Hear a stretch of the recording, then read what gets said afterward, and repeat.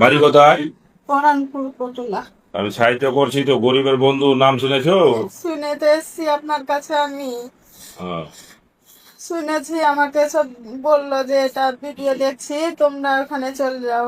খুঁজতে খুঁজতে আমরা এখানে চলে এসছি। আচ্ছা আচ্ছা। আর এই দাদারে কে? আমার স্বামী। তোমার স্বামী? হ্যাঁ, চোখের সুগারের জন্য চোখের সমস্যা হয়ে গেছে। সুগারের জন্য চোখের সমস্যা হয়ে গেছে? হ্যাঁ। তো জমি জমা নাই তোমাকে? না, কিচ্ছু নাই। ছেলে পিলে কয়টা? তিনটা। দুটা মেয়ে আছে, এটা ছেলে।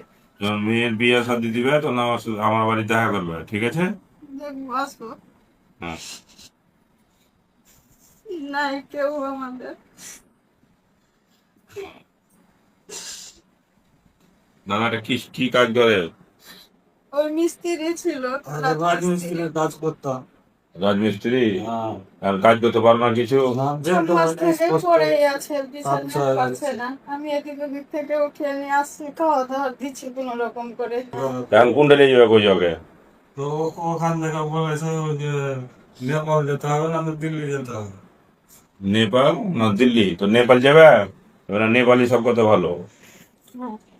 তোমার কিছুদিন থামো, আমি নেপাল পাঠিয়ে দেবো তোমাকে। নম্বর লেলি ঠিক না? আমি তোমাকে মেয়ে দুটাকে তো আমি যার বাড়ি থেকে তার বাড়ি থেকে ছিঁড়া কাপড় ধরিয়ে এনে পরাচ্ছি, পারি না নিজে থেকে দিয়ে।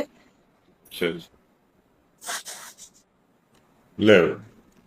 তুমি যেটা করো। লে বাবু, তুই 100 টাকা লে। ঠিক আছে, চোখে যা খরচা হবে, নেপালে আসা যাওয়ার যা আছে সব আমি করে দেবো। আমার নেপালে একটা বন্ধু আছে, আকাশ বলে আছে, তো ওকে আমি কালকে ফোন করেছিলাম, তো বলছে যে আমার একটু সমস্যা চলছে, তো কিছুদিন থামো, আপনার ঠিকই হবে।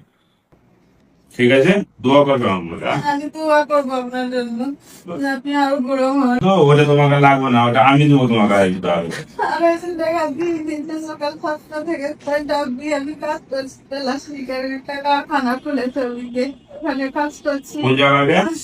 ওই কোরআনপুরের ওখানে আছে একটা গ্যাস পাম্প আছে, গ্যাস পাম্পের পাশে। নমাজ পড়ো, নমাজ পড়তে আল্লাহ বরকত দিবে। আর তোমার আরেক টাকা লাগছে তো, ওটা আমি তোমাকে দেবো, তুমি নন করো, ঠিক আছে? করবা পাক্কা তো? করবো দাদা। ভালো থাকো। আয় বাবু, তুই আসবি না তো?